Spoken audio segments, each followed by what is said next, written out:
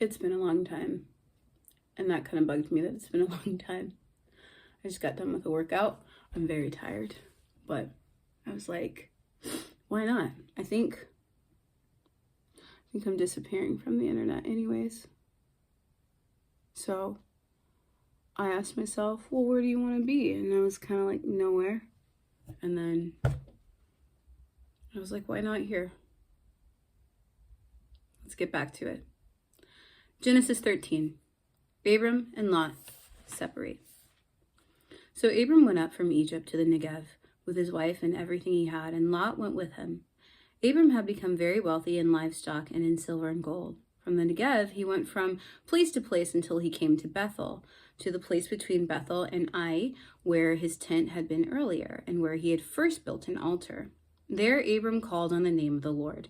Now Lot, who was moving about with Abram, also had flocks and herds and tents, but the land could not support them while they stayed together, for their possessions were so great that they were not able to stay together. And quarreling arose between Abram's herdsmen and the herdsmen of Lot.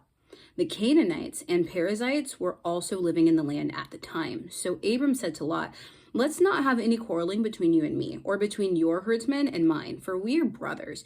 Is not the whole land before you? Let's part company. If you go to the left, I'll go to the right. If you go to the right, I'll go to the left.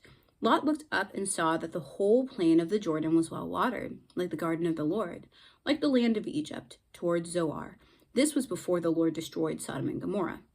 So Lot chose for himself the whole plain of the Jordan and set out toward the east. The two men parted company. Abram lived in the land of Canaan, while Lot lived among the cities of the plain and pitched his tents near Sodom.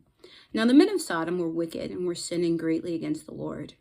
The Lord said to Abram, after Lot had parted from him, lift up your eyes from where you are, and look north and south, east and west. All the land that you see I will give to you and your offspring forever. I will make your offspring like the dust of the earth, so that if anyone could count the dust, then your offspring could be counted. Go, walk through the length and breadth of the land, for I am giving it to you. So Abram moved his tents and went to live near the great trees of Marm, at Hebron, where he built an altar to the Lord. I'm going to double check this. This said my battery was low. I think we got enough space. We're doing 14. Strap in. At this time, Amraphel, king of Shinar, Arioch, king of Elasar, Kedorlaomer, king of Elam, and Tidal, king of Goyim, went to war against Bera, king of Sodom. Birsha, king of Gomorrah, Shinab, king of Admah, Shemeber, king of Zeboim, and the king of Bela, that is Zoar. All these latter kings joined forces in the valley of Siddim, the Salt Sea. Rough. For 12 years they had been subject to Kedorlaomer, but in the 13th year they rebelled. In the 14th year, Kedorlaomer and the kings allied with him went out and defeated the Rephaites in Ashtaroth, Karnaim, the Zuzites in Ham, the Emites in Shevath, Kiriathaim, and the Horites in the hill country of Seir. As far as El Paran near the desert. Then they turned back and went to En Mishpat, that is Kadesh, and they conquered the whole territory of the Amalekites, as well as the Amorites who were living in Hazazon Tamar. If anybody knows how to say all of those, please put me to shame.